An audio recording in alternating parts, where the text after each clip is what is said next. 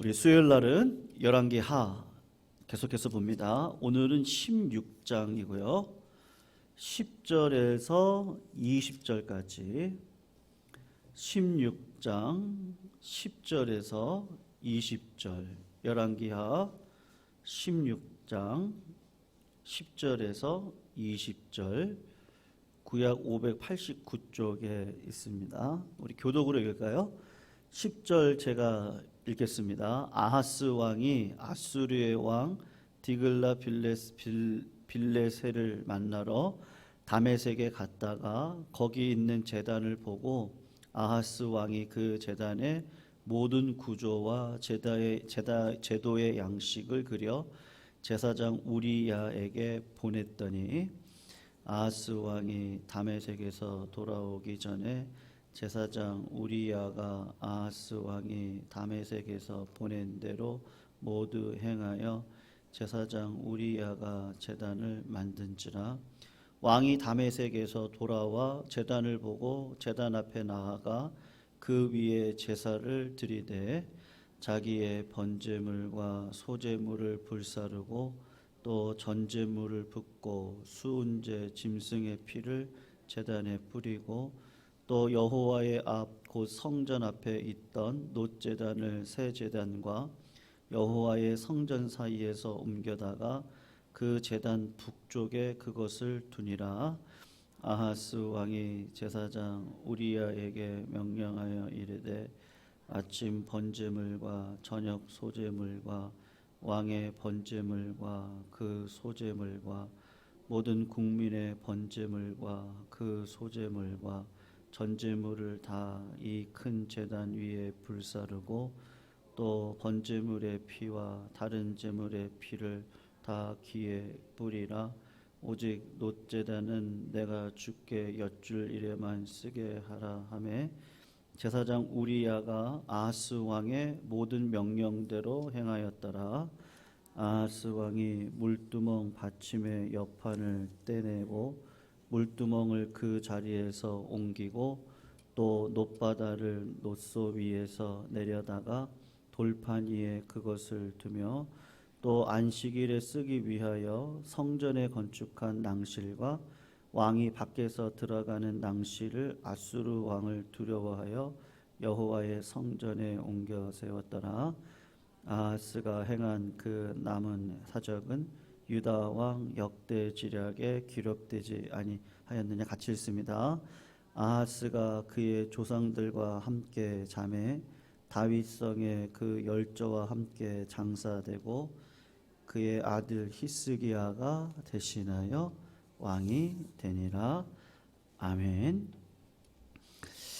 여러분, 우리가 역사를 공부해 보시면 왕을 잘 보필했던 충신이 있는가 하면 왕의 비위를 잘 맞추면서 비위를 맞춘 이유는 다른 이유가 아니라 자신의 부귀영화를 추구하기 위해서 왕권을 이용하는 것인데, 그랬던 간신들이 있음을 보게 됩니다. 충신들은 결국은 누구를 위한 거예요? 나라를 위한 거죠. 한 나라도 나라와 의를 위해서 살아가는 충신들이 있고요. 그리고 간신들은 결국은 자기를 위해서 살아가는 그런 사람들이라고 할 수가 있습니다. 그래서 결국은 충신이란 어떤 자들이냐? 그러면 두 왕을 섬기지를 않는 거죠. 여러분, 그런 유명한 이야기 아마 들어보셨는지 모르겠는데 고려 시대 때 충신이었던 정몽주가 있습니다. 근데 이제 고려 시대에서 조선 시대로 이제 나라가 바뀔 운명 가운데 있을 때 그 태조 이성계죠. 조선의 1대 왕이었던 이성계의 아들이었던 이방원이 이 정몽주한테 가서 이제 부탁을 하는 거죠. 이제 나라가 새롭게 되니까 우리랑 함께 하자. 그거를 하여가 있습니다. 하여가라는 시를 지어서 곡조에 붙여가지고 이제 그에게 이렇게 편지를 쓴 거죠.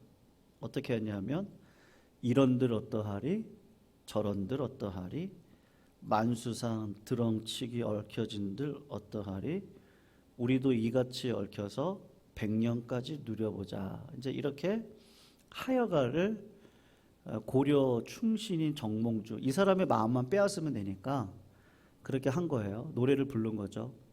그랬더니 정몽주가 답가로 단심가를 부릅니다.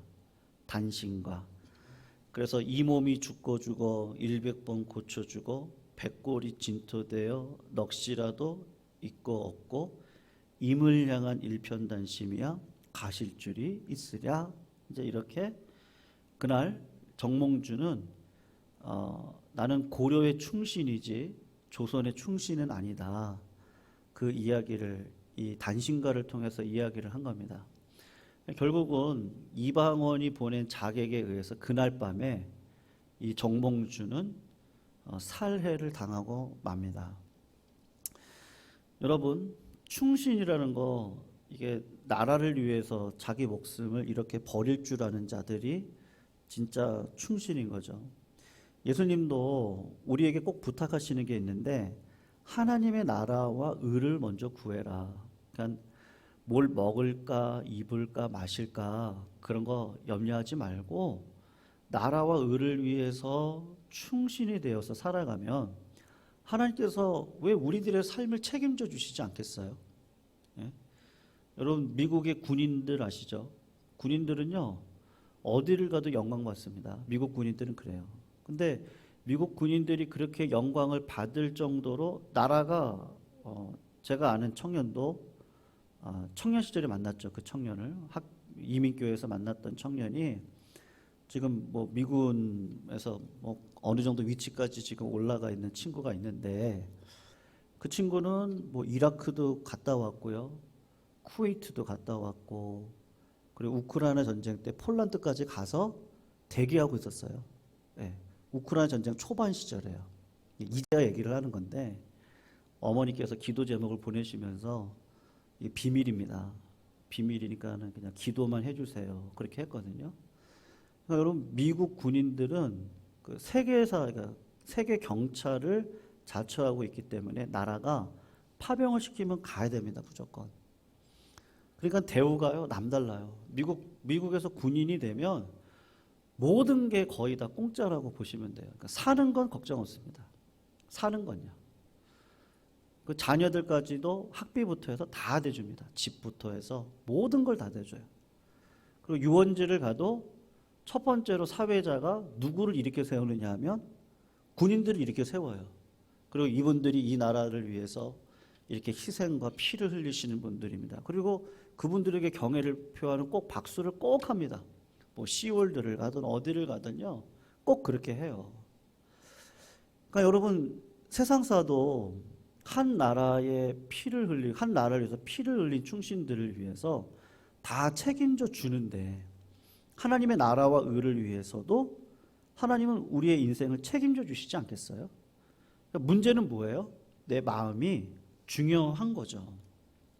그래서 예수님은 뭐라고 이야기를 하셨느냐 하면 한 사람이 두 주인을 섬기지 못할 겁니다. 그래서 혹 이를 미워하고 저를 사랑하거나 혹 이를 중히 여기고 저를 경히 여깁니다. 너희가 하나님과 재물을 겸하여 섬길 수 없다.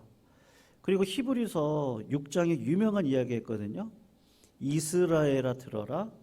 우리 하나님 여호와는 오직 유일한 하나님입니다. 그래서 마음을 다하고 뜻을 다하고 정성을 다해서 하나님을 사랑하십시오. 그러니까 한 분 하나님을 향한 충신의 이야기를, 충성에 대한 이야기를 하고 있는 거예요. 여러분, 오늘 본문을 보시면 제사장 우리야라고 하는 사람이 등장을 합니다. 오늘 본문에 나오지는 않는데 제사장 아사랴라고 하는 사람도 있거든요. 제가 오늘 두 사람을 비교를 해서 말씀을 드리려고 하는데요. 오늘 본문의 배경은 제사장 우리야가 있던 시절에 유다의 왕은 12대 왕인데 이름이 아하스라고 하는 사람입니다. 아하스는 악한 왕이에요. 그래서 이방 사람들이 가증히 여기는 일 중에 하나가 뭐냐? 하나님 가장 싫어하는 일인데 자기 아들을 불태워 제물로 태워서 하나님께 바치는 걸 이방인들이 하거든요. 근데 유다의 왕이 자기 아들을 제물로 바쳐서 드립니다. 그러니까 얼마나 악한 왕이겠어요. 그런데 그런 시대에 올바로 하나님의 충신이 되어져서 하나님의 말씀은 이렇습니다 라고 전했던 제사장이 있는데, 그 사람이 누구냐면 놀랍게도 오늘 본문에 나오는 우리야라고 하는 사람이에요.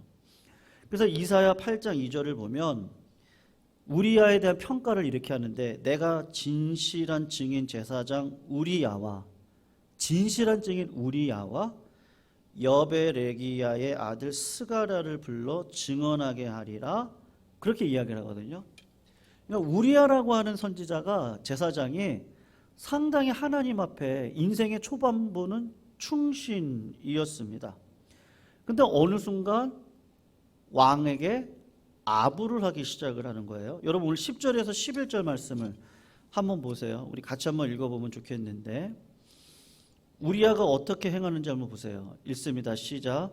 아하스 왕이 아수르의 왕 디글라빌레셀을 만나러 다메섹에 갔다가 거기에 있는 제단을 보고 아하스 왕이 그 제단의 모든 구조와 제도의 양식을 그려 제사장 우리야에게 보냈더니, 아하스 왕이 다메섹에서 돌아오기 전에 제사장 우리야가 아하스 왕이 다메섹에서 보낸 대로 모두 행하여 제사장 우리야가 제단을 만들었다. 지금 그렇게 이야기를 하고 있는 거예요. 여러분 요 당시 배경이 뭐냐면, 북이스라엘의 왕이었던 베가 아람 왕 르신하고 연합을 해서 남유다를 공격을 할 때 이 아하스 왕이 하나님을 의지하고 이들을 물리쳤으면 되는데, 아수르의 왕이었던 디글라빌레셀을 의지해서 그들을 통해서 이 북이스라엘하고 아람 왕 르신을 물리치려고 했던 적이 있었어요.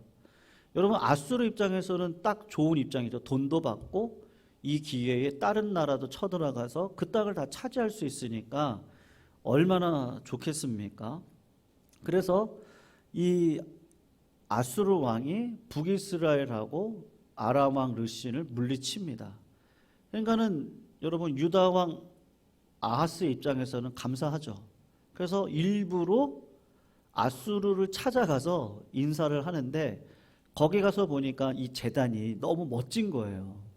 너무 화려하고 너무 좋은 거예요. 그래서 제단 양식을 다 그려가지고 내가 유다 땅에 가기 전에 제사장 우리야한테 미리 편지를 써서 내가 도착할 때까지 요거를 만들어 놓아라, 그렇게 이야기를 한 겁니다. 그런데 여러분 한번 생각을 해보세요. 제사장입니다. 제사장이며 하나님께서 허락하신 그 양식대로 제단을 만들어 놨어요 이미. 그리고 양쪽에 촛불이 있고 또 떡이 있었을 것이고요. 하여튼 뭐 여러 가지들이 그대로 되어져 있을 거예요. 그러면 우리야 입장에서 어떻게 하는 게 맞아요? 아닙니다라고 이야기를 해야죠. 아닙니다. 여러분 이 땅의 이 나라의 주인은 하나님이십니다. 우리 교회의 주인은, 머리는 예수님이십니다. 그러니까 예수님의 머리를 따라 하나님의 교회와 하나님의 나라가 어떤 방식으로 걸어가야 될지는 누가 가장 잘 알아요? 하나님 영적인 지도자들을 세워 놓으시는 거거든요. 그럼 영적인 지도자가 해야 할 일은 뭐겠어요? 아니다라는 거를 이야기를 해야죠. 근데 충신이었던 우리야가 어느 순간 타락을 하고 말았습니다. 왜 그랬을까요? 너무 부요함에 취했을까요? 제가 생각할 땐 그런데요. 이스라엘 백성들이 가나안 땅에 들어갔을 때 부요함을 맛보잖아요. 광야 생활 40년 하다가요, 아무것도 맨날 없다가 들어가서 보니까 너무 다 내 거예요. 너무 다 좋아요. 풍요로워요. 그 풍요로움이 주는 세월 속에서 여러분 340년의 시간이 흘러가는데 그게 사사기잖아요. 영적 암흑기를 지나갑니다. 오히려 풍요가 암흑으로 끌어갑니다. 초대왕이었던 사울왕을 보세요. 사울왕도 갑자기 왕이 되고 나서 보니까 이 특권이 너무 좋은 거죠. 그러니까 하나님을 섬기기보다는 백성을 섬기는 일에 힘을 냈던 자가 사울왕이죠. 솔로몬을 보세요. 하나님이 뭐 갖지 말라 그랬죠? 은금을 많이 갖지 말고 여자를 많이 두지 말고요. 병거를 많이 두지 말라 그랬어요. 근데 솔로몬이 은금도 많이 두고 병거도 많이 두고 여자는 몇 명을 뒀어요? 1000명을 뒀습니다. 솔로몬이 결국은 이 풍요로운 가운데 타락하고 말았죠. 이스라엘의 첫 번째 왕이었던 여로보암도 타락했고요. 예후도 타락했고 아합도 타락했는데 다 뭐 때문에 타락했습니까? 하면 물질 앞에 장사가 없는 거예요. 돈 앞에요. 여러분 돈이 힘이 있습니까? 없습니까? 있죠. 돈이 힘이 있어요. 돈 앞에 벌벌 떠는 게 사람이죠. 돈 있는 자는 어떻게 냄새를 맡는지요. 그 사람에게 쫓아가서 아부하는 사람들이 그렇게 많아요. 근데 그거 다 빼먹고 나면 어떻게 해요? 그냥 걸레 버리듯이 버려버리죠. 뭐가 없으니까요. 돈이 없으니까. 세상사 그런 일들이 얼마나 많은지 몰라요. 그러니까 여러분 물질로 인해서 사람이 타락하는 건 쉬운 일이죠. 여러분 돈 맛보면 그 은혜의 맛보다 더 좋은 거서 예전에 어떤 교회 저쪽 반포에 있는 교회인데요. 어떤 장로님이 아주 몇십 년 전에 산 땅이에요. 이쪽 마비가 오셔가지고요. 마비가 오셔서 그래가지고 이제 지팡이 짚고 이렇게 쩔뚝쩔뚝 다니셨거든요. 근데 그 선조 때 물려받은 땅인데 이 땅이 개발이 됐어요. 네. 그래가지고 그 보상을 얼마를 받았냐면 100억을 넘게 받았어요. 근데 여러분 신기하게도 장로님 병이 났어요. 이 병이요 났어요. 너무 좋으셔가지고 이 병이 났어요. 뭐 지금은 돌아가셨지만 100억을 넘게 받았으니 생각지도 않았던. 그래서 그 교회에서 그때 유행했던 소문이 있었어요. 복음보다 힘이 셌다고. 힘이 있죠. 근데 그 힘은 어떤 힘이에요? 영원한 힘은 아니거든요. 돈이라는 게 잠시 잠깐 있다가 그 중립적인 건데 돈을 어떻게 쓰느냐가 중요하지 내가 돈이 있고 없고는 사실은 그렇게 중요한 문제는 사실 아닙니다. 왜냐하면 돈은 그냥 중립적인 것이기 때문에 그렇죠. 근데 오늘 이 제사장의 이 마음 가운데 아마도 이 우리아가 아하스 왕을 향해 어떤 좀 아부하는 마음이 아니었을까 그런 생각이 들어요. 그래서 오늘 본문을 보시면 아수르의 신전제단을 본떠서 만든 것을요 성전 번제단의 위치에다가 둡니다. 그리고 성전의 번제단은 어디에다가 둬요? 북쪽으로 올려놔요. 그러니까 그 일을 다 협조를 합니다. 그리고 성전 뜰에 있는 물두멍, 이 물두멍은 이 손을 씻고 회개 의미거든요. 이거를 치워버려요. 근데 그것도 제사장 우리아가 순종을 합니다. 그러니까 아무 말도 못하는 거죠. 여러분, 백성들이 회개하면 나라는 살죠. 백성들이 마음이 정신이 올곧으면 나라는 조금 힘들고 어렵다 할지라도 시간이 지나가면서 살아납니다. 그런데 성전이라고 하는 이 기능을 없애져 버리면 여러분 회개는 어디 가서 합니까? 하나님 앞에 누가 기도할 수 있겠어요? 그런 영적 권위가 다 사라지는 거죠. 그러니까는 이 나라가 소망을 잃어버리는 거예요. 근데 여러분 반면에 이런 제사장도 있었어요. 우시야 때거든요. 제사장 아사랴라고 하는 자가 있는데 왕이 하나님의 성전에 들어가서 분향하라고 할 때 이 제사장 아사랴가 그 동료 제사장 80명을 이끌고 왕에게 찾아가서 단호하게 이야기를 하는 거예요. 그게 역대하 26장 18절에 나오는데 이렇게 얘기를 합니다. 우시야여, 여호와께 분향하는 일은 왕이 할 바가 아닙니다. 그렇게 얘기를 하는 거죠. 오직 분향을 하기 위해서는 구별함을 받은 아론의 자손 제사장들이 할 것입니다. 성소에서 나가세요. 왕이 범죄함으로 하나님께 영광을 받지 못할 것 같습니다. 그렇게 얘기를 했단 말이에요. 여러분, 이거는 목숨을 걸고 하는 거예요. 왕이 어떻게 하죠? 내가 하겠다고 합니다. 그러니까 하나님이 어떻게 하세요? 바로 치세요. 그래서 이 우시야 왕의 이마에 나병이 생기는 일들이 벌어지고 만 거예요. 근데 뭐는 잘한 거예요? 성전은 깨끗하게 지킨 거죠. 여러분, 성전만 깨끗하게 보존이 된다면 유다 백성들이 아무리 죄를 짓는다 할지라도 다시 죄를 씻을 수 있는 통로가 생깁니다. 그러니까 하나님의 은혜를 주실 수 있는 통로가 생기는 거예요. 근데 성전이 무너지면 하나님의 은혜가 들어올 통로는 사라져 버리는 거예요. 그러니까 나라의 운명과 미래는요, 어느 순간 사라져 버리고 마는 거죠. 근데 여러분, 제사장 우리야가 어떻게 했습니까? 16절을 한번 보세요. 우리 같이 한번 읽어볼게요. 그런데 제사장 우리야는 어떻게 했어요?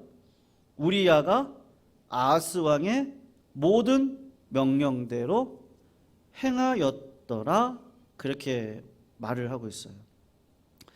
제사장 우리야는 그 시대에 타락하고 악한 왕이었던 아하스 왕의 비유를 잘 맞췄어요. 그래서 지위는 얻을 수 있었을지 모르겠습니다만 악한 행위를 같이 조장하는 일에는 협력했던 자가 누굽니까? 제사장 우리야죠. 여러분, 결국 유다도 어떻게 돼요? 망하게 됩니다. 여러분, 윤덕환 씨라는 분이 계세요. 그분이 이완용의 평전이라는 글을 썼거든요.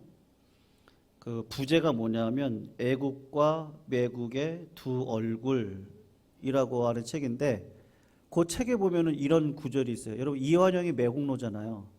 근데 나라가 망한 게 이완용 때문입니까? 그분이 하고 싶은 얘기는 그거예요.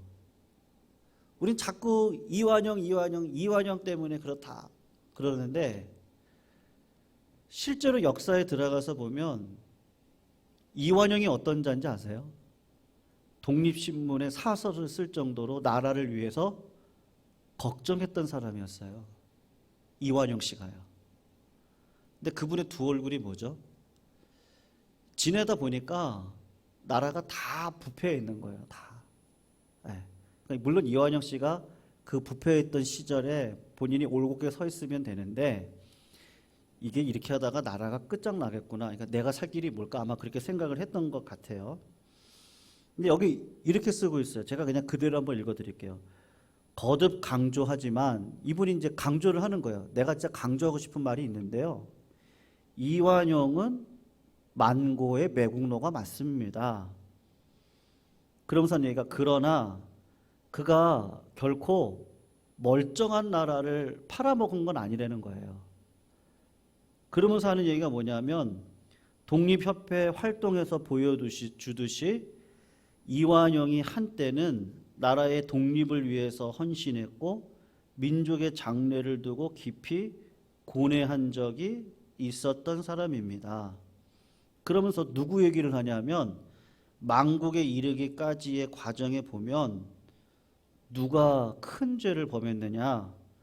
사실은 민비나 흥선대원군이 역사와 민족 앞에 저지른 죄과는 이완용을 생각해 보면 누가 더 크다요? 지도자가 더 컸다. 그 이야기를 이분이 하는 거예요. 그래서 모든 책임을 우리는 자꾸 누구에게 돌리려고 하죠? 아, 저 이완용 나쁜 놈. 근데 사실은 나라가 어떻게 된 거예요? 짝짝꿍이 된 거죠. 네. 한 사람이 빛으로 살아가셨으면, 뭐 예를 들면 독립운동가였던 안창호 선생님이라든지 김구 선생님 같은 분들 다 기독교인들이셨거든요. 그런 빚의 역할을 했다면 그래도 나라는 괜찮았을 거예요. 근데 이완영 뒤에 사실은 누가 있었던 거죠? 민비하고 흥선대원군이, 고종도 있었죠. 여러분 우리가 어디죠? 우리 성역 공부 끝나고 갔던 데 있었죠? 양화진. 네. 양화진. 그때 언더우드, 묘비를 우리가 다 봤잖아요. 언더우드에서 연세 세브란스 병원이 생겼지 않습니까? 근데 사실은 그 병원을 어디에다가 짓기로 약속을 했었느냐면 고종하고요. 사대문 안에다가 짓기로 했었어요. 네. 사대문 안에다가. 그런데 고종이 그냥 뇌물 이런 거는 그냥 다 받아서 드시고 약속을 안 지키는 거예요. 그래서 할 수 없이 지은 데가 어디냐? 그 신촌 땅이 거기 바로 옆에가 애호개잖아요. 어린애들 죽으면 어린아이들 죽으면 거기 묻는 데가 그 애호개 지역이거든요. 그러니까 사람들이 꺼리는 지역이에요. 그리고 무당들이 많았고 그 신촌 쪽으로는요. 무당들도 많았고. 근데 거기다가 어떻게 해가지고 거기다 병원 세운 거예요. 선교사들이 그렇게 세운 거예요. 그러니까 고종이 이 나라 백성들의 건강과 백성들의 복지와 그런 것들에 그렇게 마음을 다 하셨던 분은 아니다. 나라가 다 역사 속에서 얘기하고 있죠. 사실은 여러 가지 고증들을 통해서 이야기를 하고 있는데, 누가 문제입니까? 오늘 본문을 보시면 제사장 우리야가 이중적으로 간신이 되어졌는데 사실은 그 왕을 막지 못한 그런 어둠의 실제적인 삶이 있는 거죠. 성도님들, 하나님 앞에 충성받는 종들이 있습니다. 그 종들의 특징은 무엇이죠? 사람은 그렇거든요. 변질될 가능성이 많아요. 여러분, 착한 사람이요, 너무 물질의 맛을 보면 어떻게 돼요? 이게 좀 뭐라고 해야 되나요? 착하신 분들이 미련한 게 있죠. 죄송합니다. 그냥 뭐가 미련하죠? 그냥 그러려니 하고 살아가세요. 그러려니 하고요. 그러니까 흘러가는 대로 살아가신 경우가 있거든요. 그러니까 착하면 안 되세요. 그러니까 순진하면 미련할 가능성이 있어요. 근데 순전하라고 성경은 얘기하세요. 순전해라. 그리고 비둘기처럼 정결하고 뱀처럼 지혜로워야 된다고 이야기하거든요. 그러니까 여러분, 착한데 물질이 너무 많이 들어와요. 그러면은 지혜가 필요하잖아요. 그러니까 순전함을 갖고 살아가야 될 때, 내가 어떻게 살아야지 하는 지혜를 구하는 자리로 가셔야 되는 거죠. 근데 착한데 이게 갑자기 그냥 내가 감당할 수 없는 축복이 들어오면 이걸 어떻게 하지 못해서 그냥 그 시험에 넘어가는 거죠. 그리고 살아가는 경우가 사실은 얼마나 많아요. 이게 믿음의 과정 가운데 꼭 있습니다. 예수님을 보세요. 예수님께서 사역하시기 전에 당했던 일이 뭐죠? 너 능력 있지 않냐? 물질의 시험이에요. 항상 그래요. 물질의 시험이 있습니다. 네가 능력을 행해서 이 돌을 떡으로 만들 수 있지 않냐? 그러니까 배가 고프니까 메시아잖아요. 그러면은 돌을 떡으로 만들어서 먹으면 되지 않냐? 마귀는 그렇게 유혹을 합니다. 착하면 어떻게 하면 돼요? 그렇네. 내가 힘이 있지. 그렇게 하면 되겠네. 하면 되죠. 근데 예수님은 성령의 지혜가 있으신 분이시죠. 사람이 떡으로만 사는 것이 아니라 뭐로 살아요? 말씀으로 살죠. 그것보다 중요한 게 말씀이죠. 세상 사람들 다 그렇게 한다고 나도 그렇게 할까? 그럼 세상 사람 다 지옥 갈 때 저도 그럼 지옥 가야 되나요? 그럼 어떻게 살아야 되지? 난 어떻게 해야 되지? 뭐가 더 지혜로운 생활이지? 여러분, 시간이 가면 갈수록 관계가 끊어지는 분들이 계십니다. 왜 그래요? 너무 순진하셔서 그러신 거죠. 사람이 혼자 살아갈 수 있나요? 절대 그럴 수 없어요. 새벽에도 말씀드렸는데요. 여러분, 복종이라는 게 굴종이 아닙니다. 복종을 할 줄 알아야 빨리 그 마음을 먹으셔야 되는 거죠. 내가 복종을 할 수 있어야 관계 속에서 하나님의 은혜가 드러나게 되어져 있거든요. 여러분, 우리가 신호등을 안 지키면 어떻게 됩니까? 오늘도 아까 아침에 신문 보다 보니까요, 어떤 여자분이 음주운전을, 그러니까 술을 드시고 집에 아파트로 들어오셔서 술이 취하셔가지고 차를 몰고 가다가 한 여자 노인네를 치셨어요. 근데 어떻게 하늘이 뜻이 또 그래요. 자기 어머니를 치신 거예요. 엄마를, 친엄마를. 돌아가셨대요. 그래서 참 세상에 별일도 다 있다. 참.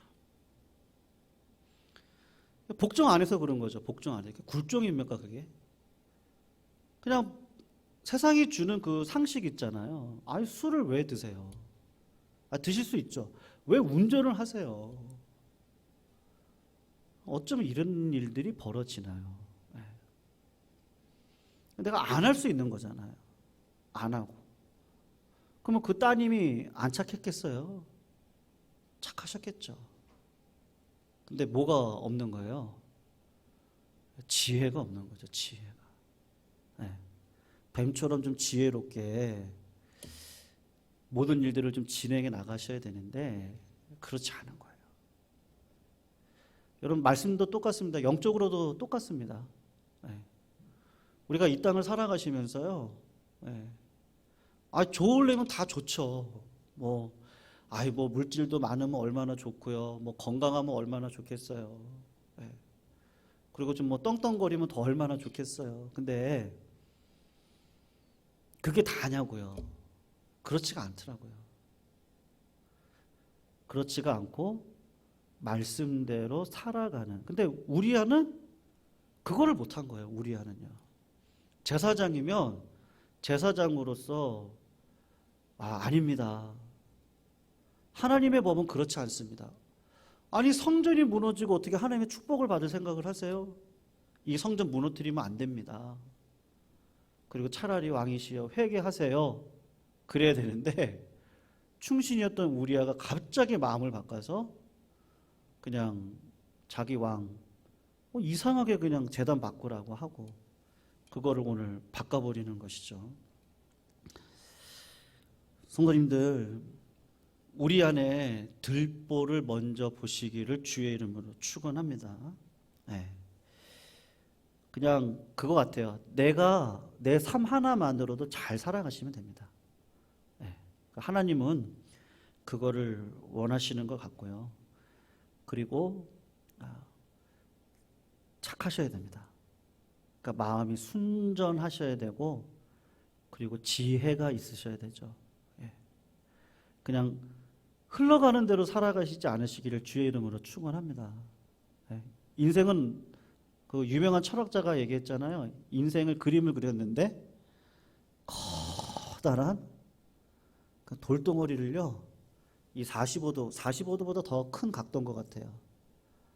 거기에다가 어깨에다가 그 커다란 걸 메고 이렇게 올라가고 있는. 그러니까 내가 힘을 빼버리면 어떻게 돼요? 그냥 자연스럽게 내려갈 수밖에 없는. 우리 인생이 그런 거거든요. 근데 여기서 이 지혜를 갖고 세상을 거슬러 올라가는 믿음의 역사가 필요한 것이죠. 우리가 끝까지 우리 성도님들 다 충신되시기를 축원합니다. 끝까지요. 날마다 하나님 안에 영적인 가난함과 겸손과 회개의 심령을 매일매일 하나님께서 부어주셔서 은혜 안에 살아갈 수 있는 우리 모든 성도님들이 다 되시기를 축원합니다. 우리 찬송 부를까요?